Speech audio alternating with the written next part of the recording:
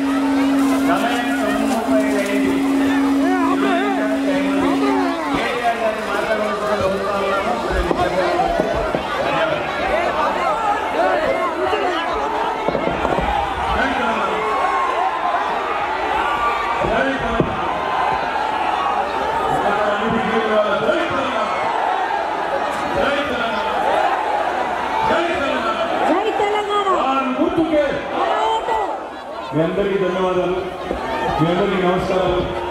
పెద్దలు గౌరవనీయులు ముర్షిదాబాద్ శాసనసభ్యులు అన్న ముఠా గోపాలన్న గారికి, గౌరవనీయులు పెద్దలు మీ అందరి ఆశీస్సులతో 4 జూన్ నాడు కాబోయే సికింద్రాబాద్ పార్లమెంట్ సభ్యులు మన అభిమాన నాయకుడు శ్రీ పద్మనాభ గౌడ్ గారికి, గౌరవనీయులైన మా సోదరులు సలీం భాయ్ గారు, మాజీ ఎమ్మెల్సీ గారు, అదేవిధంగా గౌరవనీయులైన కార్పొరేటర్లు, గౌరవ మాజీ కార్పొరేటర్లు, ముర్షిదాబాద్ నియోజకవర్గంలో ఇంత పెద్ద ఎత్తున చేసిన మా ఆడబిడ్డలకు, అన్నదమ్ములకు పేరు పేరున మేము ఆలస్యంగా వచ్చిన చాలా ఓపికగా ఉన్నందుకు మీ అందరికీ కూడా హృదయపూర్వక నమస్కారం. సరిగ్గా 4.5 నెలల తర్వాత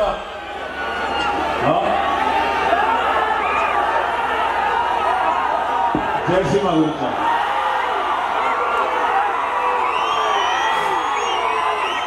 ఆయన మా తమ్ముడే కదా పేరు చెప్పాలి, ఆయన పేరు సిరి పేరు అని చెప్పాలి. టైం ఎక్కువ బంకర్ గొడవ బంకర్. మీ అందరికీ సరిగ్గా 4.5 నెలల కిందట ఇక్కడికే వచ్చినాం, ఇక్కడనే మీటింగ్ పెట్టుకున్నాం, ఇక్కడనే ఆ రోజు మాట్లాడుకున్నాం.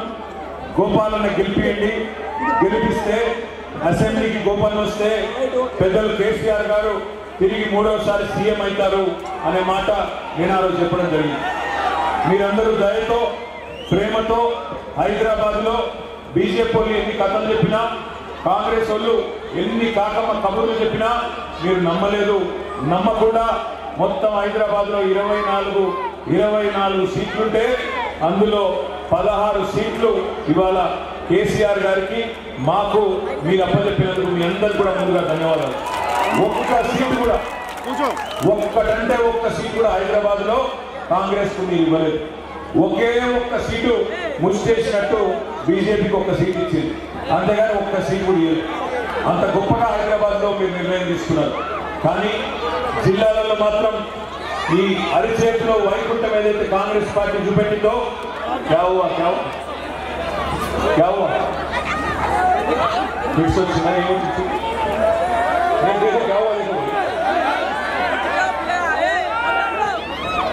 అరిచేతిలో వైకుంఠం చూపెట్టి కాంగ్రెస్ పార్టీ వాళ్ళు ఆనాడు కొన్ని జిల్లాలలో ప్రజల్ని ఆగం చేసి మోసం చేసి మొత్తానికైతే 1.8% ఓట్లతో మరి గెలిచి అధికారంలోకి వచ్చినారు. 4.5 నెలలైన కరెక్ట్ గా కాంగ్రెస్ పార్టీ అధికారంలోకి వచ్చి ఇప్పుడు నేను ఇక్కడికి వస్తా ఉంటే ఉప్పల్ నుంచి వచ్చేటప్పుడు మెట్రో పిల్లలను చూసిన సిగ్గు లేకుండా రేవంత్ రెడ్డి రాసుకున్నాడు 6 గ్యారంటీలలో 5 గ్యారంటీలు అమలు చేసేసినా అయిపోయింది అని రేవంత్ రెడ్డి గారు చెప్తా ఉన్నారు. అదేవిధంగా ఇలా రాహుల్ గాంధీ వచ్చిండు, పాపం ఆయనకేమో తెలియదు, ఆయనకి ఏం తెలియదు, కనీసం తెలియదన్న విషయం కూడా తెలియదు రాహుల్ గాంధీ. వచ్చిండు, వచ్చి ఏదో పేపర్ మీద రాసిస్తే చదివేసింది. ఏమని తెలంగాణలో ప్రతి ఆడబిడ్డకు నెలకు 2,500 రూపాయలు కాంగ్రెస్ ప్రభుత్వం ఇస్తున్నది అని ఇవాళ రాహుల్ గాంధీ గారు ఆదిలాబాద్ లో చెప్తా ఉన్నారు. నేను ఇక్కడికి వచ్చిన మా ఆడపిల్లలను అన్నదమ్ములను ఒకటి అడుగుతా ఉన్నాను, ఎన్ని మాటలు చెప్పింది కాంగ్రెస్, ఒక్కటన్నా అమలైందా? దయచేసి ఆలోచన చేయండి. నెలకు 2,500 రూపాయలు వస్తున్నాయా? మీకెందుకు వస్తాయి సార్? మీ మహిళలకు వస్తాయి. నెలకు 2,500 రూపాయలు మహిళా తల్లులకు వస్తున్నాయా? మీరు తొక్కేసారు కదా, ఎంత మొత్తం చూపించినారు. అట్లాగే పెద్ద మనుషులకు నెలకు 4,000 రూపాయలు ఇస్తామన్నారు, ఇస్తున్నారా? 4,000 రూపాయల పెన్షన్ వస్తున్నాయా? అదేవిధంగా కులం బంగారం ఇస్తాడు కేసీఆర్ గారు. కళ్యాణ లక్ష్మి ఇచ్చిండు, నేను కులం బంగారం ఇస్తా దాన్ని మీకెళ్ళి అన్నాడు. మరి 1,00,000 మంది పెళ్లి చేసుకున్నారు కాంగ్రెస్ ప్రభుత్వం వచ్చినాక. ఒక్కలకన్నా కులం బంగారం వచ్చిందా? ఆడపిల్లలకు, చదువుకునే ఆడపిల్లలకు స్కూటీలు ఇస్తా అన్నాడు, ఎవరికన్నా ఇచ్చిందా? మా చదువుకునే తమ్ముళ్లకు నెలకు 4,000 రూపాయల నిరుద్యోగ వృత్తి అన్నాడు, వచ్చిందా? ఒక్కటి కూడా రాలేదు. కానీ సిగ్గు లేకుండా పచ్చి జూటా మాటలు. ఇవాళ మళ్ళొక్కసారి హైదరాబాద్ లో మీ చేతిలో సాగు దెబ్బ తినడానికి మన పార్టీలో గెలిచిన ఒక ఎమ్మెల్యే, ఖైరతాబాద్ లో గెలిచిన ఒక ఎమ్మెల్యే తీసుకొచ్చి ఇవాళ కాంగ్రెస్ పార్టీ అభ్యర్థి అని చెప్పి పార్లమెంట్ పోగొట్టింది. అందుకే నేను అంటున్నా, దయచేసి కాంగ్రెస్ పార్టీకి మొన్న హైదరాబాద్ లో ఎట్లయితే బుద్ధి చెప్పిండ్రో మళ్ళొక్కసారి వాళ్ళకు సిగ్గు వచ్చే విధంగా తీర్పు ఇవ్వాల్సిన బాధ్యత మనం ఉన్నది. ఇవాళ మరొక పార్టీ ఇక్కడ మన పోటీ నాకు తెలిసేది కాంగ్రెస్ తో లేదు, కరెక్టేనా? హైదరాబాద్ లో పోటీ కాంగ్రెస్ తో లేదు కదా, కొద్దిగా బీజేపీతోనే ఉందా? బీజేపీ గురించి కూడా ఆలోచన లేదా? మండాన్ని కొలినియా? అయితే బీజేపీ గురించి కూడా ఒక 2 నిమిషాలు మాట్లాడుకోవాలి. 5 ఏళ్ల కిందట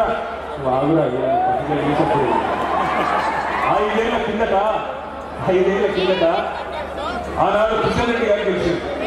కిషన్ రెడ్డి గెలిచింది, 5 ఏళ్ళు అయింది, కేంద్ర మంత్రి అయింది, బ్రహ్మాండమైన మంత్రి పదవి తీసుకున్నాడు, క్యాబినెట్ లో మంత్రి ఉన్నాడు.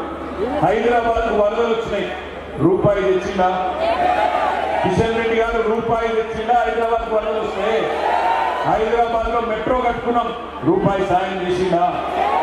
కరోనా టైంలో ఎక్కడున్నాడు కిషన్ రెడ్డి? ఏం చేసిండు? కుర్కురే ప్యాకెట్లు అంటుందా?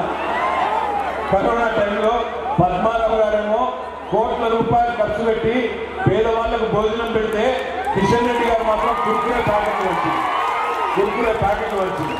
కిషన్ రెడ్డి గారు చేసిన అతి గొప్ప పని ఏంటంటే ఈ 5 ఏళ్లలో కుర్కురే ప్యాకెట్లు వంచుడు తప్ప నర్సింగాబాద్కు కనవండే, అంబర్పేటకు పోలేదు, కనీసం సికింద్రాబాద్ సనత్ నగర్ కాలు పెట్టలేదు. నాంపల్లిలో మాత్రం ఒక సింటెక్స్ ట్యాంక్ ఓపెన్ చేసింది, ఒక సింటెక్స్ ట్యాంక్ పోయి రిబ్బన్ కట్ చేసి నేను చూసిన. సీతాఫల్ మండిలో కూడా ఆ రైల్వే స్టేషన్ లో 2 లిఫ్టులు పెడతా, లిఫ్టులకు మాత్రం రిబ్బన్ కట్ చేసింది. 5 ఏళ్ళు కేంద్ర మంత్రి ఎంత పని చేయాలి దానికి?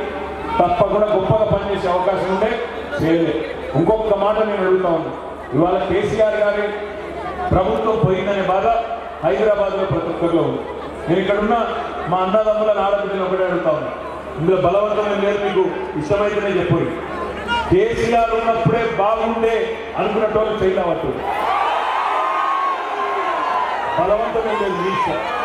పక్కానా? పక్కా. అంటే మీకు ఒక బెస్ట్ పాయింట్ చెప్తా, కేసీఆర్ ఉన్నప్పుడే బాగుండేదని మీ ఫీలింగు. ఈయన వచ్చినాక చిల్లర మాటలు, ఉద్యోగ పనులు తప్ప ఏమైతే లేదు చెప్తారు. మీకు కనబడుతుంది, నాకు కూడా కనబడుతుంది. బెస్ట్ పాయింట్ చెప్తాను, కరెంట్ పోతుంది, నీళ్ళు వస్తలేవు, నాకు ఎక్కడికైనా కందిలు పట్టుకొని నిలబడ్డారు మా చెల్లెలు, కందిలు పట్టుకొని నిలబడ్డారు, కరెంట్ పోతున్నది, సరే పైన కూడా కందిలు పట్టుకొని అక్కడ కూడా నిలబడ్డారు మా చెల్లెలు. మళ్ళా కాంగ్రెస్ వచ్చింది, కరెంటు పోయింది, కాంగ్రెస్ వచ్చింది, కంపెనీలు కూడా వాపస్ వచ్చినాయి, ఇన్వర్టర్లు వాపస్, జనరేటర్లు వాపస్. అందుకే మీ అందరికీ బెస్ట్ ఉపాయం చెప్తా. ఉపాయం ఏంటి అంటే, మీ అందరు కలిసి గట్టిగా ఒక 10-12 ఎంపీ సీట్లు మా చేతిలో పెట్టుండ్రి. 6 నెలల తిరిగి కేసీఆర్ గారు ఒక్కడే, ఇంతకు మించి ఉపాయం ఏం లేదు. మీరు రోడ్డు ఎక్కేది లేదు, ఎవరిని తిట్టేది లేదు, నోరు ఖరాబ్ చేసుకునేది లేదు, అనవసరంగా వాళ్ళు తిట్టినట్టు గలీజంగా మనం తిట్టే అక్కడ కూడా లేదు, సోషల్ మీడియాలో అనవసరంగా ఆగమాగం అయ్యేది లేదు. ఒకటే ఒక్క పని, ఈ కరెంటు సమస్య పోవాలన్నా, ఈ మంచిళ్ళలోకి పోవాలన్నా, మనకు వచ్చే పెట్టుబడులు ఇవాళ ఎంత పోతున్నాయి, ఇదివరకు వచ్చిన పెట్టుబడులు, మనం తెచ్చిన పెట్టుబడులు ఇలా హైదరాబాద్ నుంచి పెట్టిపోతా ఉన్నాయి. మొన్న ఒక కంపెనీ గుజరాత్ పోయింది, కేన్స్ టెక్నాలజీస్ అనే కంపెనీ, 3,700 కోట్ల పెట్టుబడి. ఇంకో కంపెనీ కాలనీ కంపెనీ చెన్నైకి వెళ్ళిపోయింది. వీళ్ళకి కొత్త పెట్టుబడులు తెచ్చి ముఖం ఎట్లా లేదు, ఉన్న పెట్టుబడులు కూడా ఆపుకునే తెలియలేదు. మనం మంచిగా చేసిన కరెంటు నిలుపుకుంటలేరు, మంచిగా చేసిన మంచినీళ్ళని కాపాడతలేరు. అట్లాంటి దుర్మార్గుల చేతిలో ఇవాళ ఈ రాష్ట్రం పోయింది. దయచేసి నేను చేసే విజ్ఞప్తుల్లో ఒకటే, పద్మారావు గారు లాంటి నాయకుడు రంగనాయక సాగర్ బ్యారేజీలు కడితే వాటికి కూడా దేవుళ్ళ పేర్లు పెట్టింది. Lakshmi barrage, Parvati barrage, Saraswati barrage. దేవుళ్లను తలుచుకోవడమే గొప్ప పని అయితే, దేవుళ్లకు సేవ చేయడమే గొప్ప పని అయితే కేసీఆర్ కంటే ఎక్కువ సేవ చేసిందా నరేంద్ర మోడీ? నేను అడుగుతా ఉన్నా. ఇంకొక మాటలు నేను అడుగుతా ఉన్నా. 10 ఏళ్ళు ప్రధానమంత్రిగా మోడీ గారు ఉన్నారు. 10 ఏళ్ళు పనిచేసినాక మళ్ళీ ఓట్ల కోసం వస్తే ఏమడగాలి? ఇగో నేను మహిళల కోసం ఈ పనిచేసిన, మా యువకుల కోసం ఈ పనిచేసిన, ఇగో మీ దళితుల కోసం ఈ పనిచేసిన అని చెప్పాడు కదా. ఇగో మీ హైదరాబాద్లో ఫలానా ప్రాజెక్టు కట్టినా, ఫలానా కాలేజ్ తెచ్చినా, ప్రత్యేకించి ఈ పని చేసిన అని చెప్పాలి. ఇవాళ ఒక్క పని చూపెడతారా బీజేపీ 10 ఏళ్లలో? ఒక్కటంటే ఒక్కట్లేదు. అందుకే నేను మీకు దయచేసి అడిగేది, గుర్తు తెచ్చుకోండి, ఆగం కాకండి. ఇవాళ అనగానే అబ్కి బార్ 400 పార్ అంటాడు. అబ్కి బార్ 400 పార్ ఏందో ఎరికేనా? ఏంటంటే చెప్తా మీకు. మోడీ వచ్చినాడు, మోడీ భారతదేశంలో ప్రధానమంత్రి అయినాడు, పెట్రోల్ ధర 70, ఇవాళ 110. ఈసారికి మీరు బీజేపీ కొట్టేస్తే అబ్కి బార్ 400 పార్, 400 దాటిస్తాడు. పక్క 400 దాటిస్తాడు. నేను ఉత్తరంగా చెప్తాను ఈ మాట. మీకు ఒక చిన్న మాట చెప్తా, దయచేసి మనసుకి ఎక్కించుకోండి. మా ఆడబిడ్డలు ముఖ్యంగా జాగ్రత్త వినాలి. ఇలా భారతదేశంలో అన్ని పిరమైంది. పప్పు పిరమైంది, ఉప్పు పిరమైంది, నూనె పిరమైంది, చింతపండు పిరమైంది, సామాన్యుడు తినే ప్రతిదీ పిరమై కూర్చున్నది. ఎట్లా పిరమైనవి, ఎట్లా ఇవాళ ధరలు పెరిగినాయి? ఒకటే ఒక కారణం, మన దేశంలో పెట్రోల్ డీజిల్ ఎల్లకెళ్ళి తయారు చేస్తున్న క్రూడ్ ఆయిల్. ఆ క్రూడ్ ఆయిల్ అంటే ముడి చెమురు, అది మన దగ్గర దొరకదు, బయటికి వెళ్ళి తెచ్చుకోవాలి. గల్ఫ్ దేశాలలో దొరుకుతుంది, ఆడికెళ్ళి మనం తెచ్చుకుంటాం. మోడీ గారు వచ్చినాడు 2014లో క్రూడ్ ఆయిల్ ధర బ్యారెల్ లెక్క అమ్ముతారు. బ్యారెల్ క్రూడ్ ఆయిల్ ధర $100. ఇవాళ 10 ఏళ్ల తర్వాత బ్యారెల్ క్రూడ్ ఆయిల్ ధర $84, అంటే $16 తగ్గింది. మరి క్రూడ్ ఆయిల్ ధర తగ్గితే పెట్రోల్ ధర, డీజిల్ ధర తగ్గన్నా పెరగన్నా? తగ్గాలి కదా. మరి తగ్గిందా? 60 రూపాయల డీజిల్ ఏమో 105 అయ్యింది, 74 రూపాయల పెట్రోల్ ఏమో 110 అయ్యింది. ఏమయ్యా మోడీ గారు ఎందుకైంది ఇట్లా అంటే, ఆయన ఏం చెప్తాడు? దేశ జాతీయ రహదారుల నిర్మాణం కోసం అంటాడు. నాకు ఒక్క జాతీయ రహదారి చూపెడతారా? టోల్ కట్టే అవసరం లేకుండా పోయే రహదారి ఒక్కటనే ఉందా దేశంలో?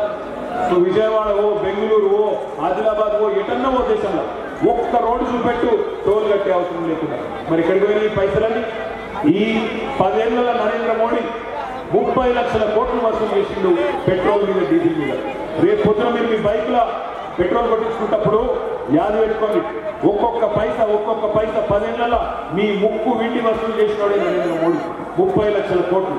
ఏం చేసింది తెలుసా? 30 లక్షల కోట్లను అందులో 15 లక్షల కోట్లు తీసుకుపోయి అదానీలకు, అంబానీలకు రుణమాఫీ చేసినాడు నరేంద్ర మోడీ. ఇవాళ నేను చెప్తే మీకు కొంతమందికి అనిపిస్తుండొచ్చు, అట్లా చేస్తాడా? నేను చెప్పింది తప్పని కిషన్ రెడ్డి రుజువు చేస్తే రేపు ఇదే టైంకి ఇక్కడికి వస్తాను, రాజీనామా ఆయన ముఖంలో వహిస్తాను. నేను చెప్పింది తప్పు కాదు. కాకులను బట్టి గద్దలకు పెట్టింది నరేంద్ర మోడీ, పేదలను బట్టి పెద్దవాళ్ళకు పెట్టింది. డీజిల్ ధరలు పెరిగితే బస్ కిరాయిలు పెరుగుతాయా పెరిగాయా? డీజిల్ ధరలు పెరిగితే బస్ కిరాయిలు పెరుగుతాయా పెరిగాయా? డీజిల్ ధర పెరిగితే సరుకు రవాణా ఛార్జీలు పెరుగుతాయా పెరిగాయా? మరి డీజిల్ ధర పెరిగితే పప్పు ధర, ఉప్పు ధర, నూనె ధర, చింతపండు ధర పెరుగుతుందా పెరగదా? అవి పెరిగినాయి. మా ఆడబిడ్డలందరూ తిట్టేది అందుకే 400 సిలిండర్ 1200 చేసినాడు మోడీ. అబ్కి బార్ 400 పార్ అంటే అది సీట్ల సంఖ్య కాదు. అబ్కి బార్ 400 పార్ అంటే పెట్రోల్ 400 బరాబర్ దాటిస్తా అని చెప్తున్నాడు మోడీ. అందుకే చెప్తున్నా మీకు, దయచేసి ఆగమై ఓటేయకండి. ఏమన్నంటే మతం మీ అందరినీ కోరేది ఒకటి, సికింద్రాబాద్ లో ఇలా పద్మారావు గారి కంటే మంచి క్యాండిడేట్ ఎవరు లేరు. సికింద్రాబాద్ పార్లమెంట్ లో పద్మారావు గౌడ్ గారి కంటే మంచి క్యాండిడేట్ ఎవరు లేరు. ప్రజల మనిషి, మీరు అర్ధరాత్రి 2ంటికి 3ంటికి పోయినా మీకు అందుబాటులో ఉండే మనిషి. రేపటి రోజు మీకు కష్టం వచ్చినా ఏమొచ్చినా కేసీఆర్ గారి దగ్గర పోయి అడిగి చేయించగలిగే మనిషి. మీరు కేసీఆర్ గారు తిరిగి రాష్ట్ర రాజకీయాన్ని శాసించాలి అనుకుంటే 13 తారీఖు నాడు మా చిచ్చ పద్మారావు గౌడ్ గారికి ఓటేయండి. ఒకవేళ మీకు మనసు నిండా ప్రేమ. గమ్మత్ ఏంటంటే కొంతమంది